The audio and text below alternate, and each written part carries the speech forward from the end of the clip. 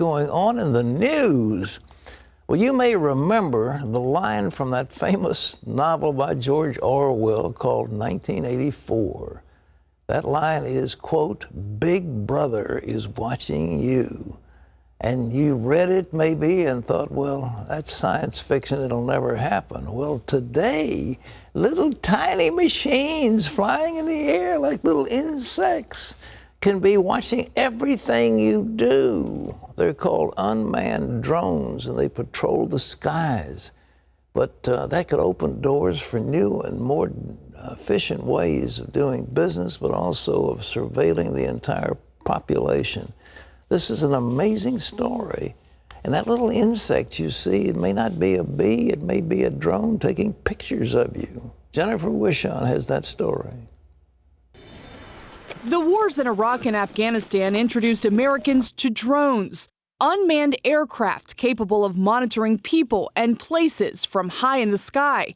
Today, some 50 government agencies use drones in the U.S., and in 2015, commercial use will be authorized. Some experts predict 30,000 will fly in American airspace by the end of the decade. I mean, this does feel like something out of a science fiction novel. It is. It is. Michael Toscano is president of the Association for Unmanned Vehicle Systems International, which represents more than 7,500 drone enthusiasts in the U.S. and more than 50 countries. Drones can be as small as a hummingbird and larger than a jetliner, outfitted with everything from cameras to infrared technology to weapons. This technology is literally an extension of the eyes, the ears, and the hands of a human being. If you can think of any, like I say, dirty, dangerous, or difficult mission that exists, or even dull ones, these systems do it very, very well. Jobs for drones seem endless, from capturing 360-degree images of real estate to monitoring and spraying crops. Some police departments already use them, and advocates point to the Boston Marathon bombings and subsequent manhunt as an example of how drones can improve public safety. When you're trying to cover a sports venue that's more than 26 miles long, you don't have that many policemen, even in a big city like Boston.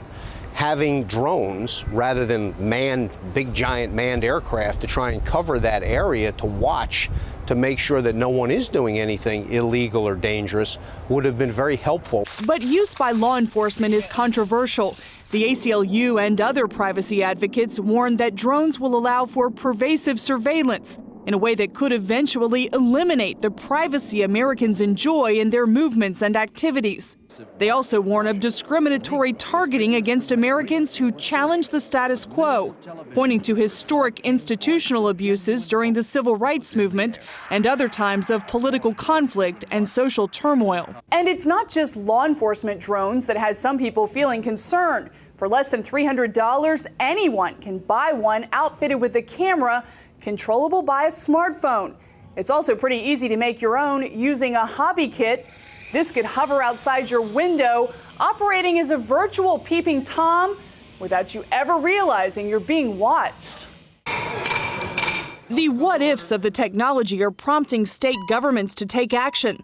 39 states have introduced legislation dealing with drones. 6 legislatures have passed them, ranging from moratoriums on their use to a resolution commending the industry. Now, you don't use the word drone. I do not. Why is that? Most people, when they hear the word drone, they think one military, they think one hostile, and they also think weaponized.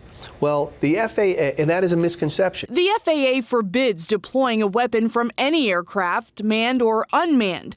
But what if someone tries to take one over? One of the major issues that has to be tested to make sure that someone can't either hack into it or to be able to unintended consequence of having multiple signals being passed that it causes a disruption. Then there are disagreements over whether the Fourth Amendment protects Americans from unreasonable searches that could come from an unsuspecting eye in the sky. I have a confidence that our judicial review process would work and will settle that gray area that's left in the middle, and we'll settle it with a correct balance of security and civil liberties. Time will judge the benefits and risks, but the technology isn't going back into its box.